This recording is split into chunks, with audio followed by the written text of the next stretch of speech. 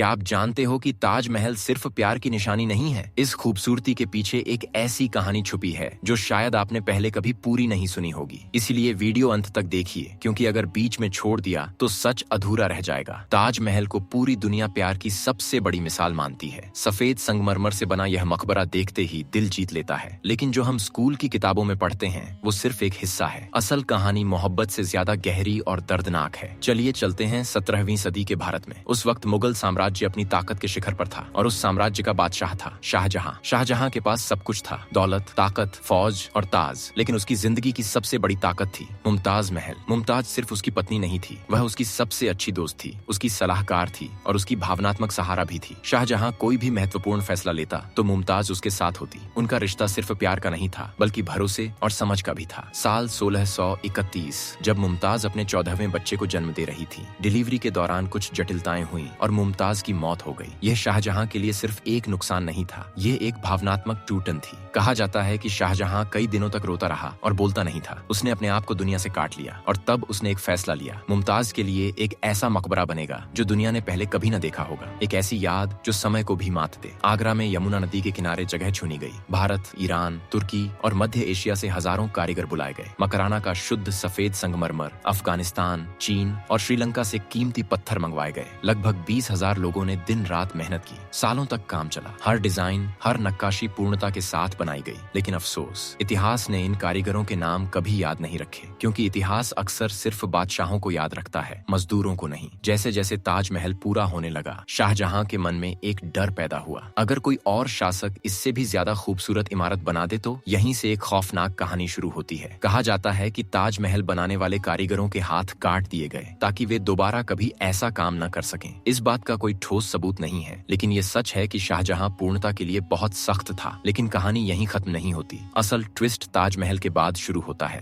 ताजमहल बनने के बाद मुगल साम्राज्य के अंदर राजनीति और आपसी लड़ाई तेज हो गई। शाहजहां के बेटे सत्ता के लिए लड़ने लगे। इन सब में सबसे ज्यादा चालाक और निर्दयी था औरंगजेब। औरंगजेब ने अपने सभी भाइयों को हरा दिया और आखिरकार अपने ही पिता शाहजहां को आगरा किले में कैद कर दिया। सोचिए, जो बादशाह पूरी दुनिया पर राज करता था, आज वही एक कैद बन चुका था। शाहजहां के आखिरी साल एक छोटे से कमरे में गुजरे। रोज वह खिड़की से ताजमहल को देखता था, जहां मुमताज हमेशा के लिए सो रही थी। जो ताज कभी उसके प्यार की निशानी था, आज वही उसके लिए यादों का दर्द बन चुका था। इसी दौरान शाहजहां का सपना था एक काला ताज बनवाने का। सफेद ताज मुमताज के लिए और काला ताज खुद शाहजहां के लिए। लेकिन कैद होने के बाद यह सपना कभी पूरा नहीं हो सका। आज भी ताजमहल के कुछ कमरे आम लोगों के लिए बंद हैं। उनके अंदर क्या है, इसका पूरा रिकॉर्ड पब्लिक में नहीं आता, ताकि डिजाइन और कला का रहस्य सुरक्षित रहे। शाहजहां कैद में रहकर भी रोज ताज को देखता रहा। धीरे धीरे उसकी सेहत गिरती गई और आखिरकार उसे भी ताजमहल के पास ही दफनाया गया। आज ताजमहल सिर्फ एक मकबरा नहीं है, यह एक बादशाह की मोहब्बत, उसका जुनून,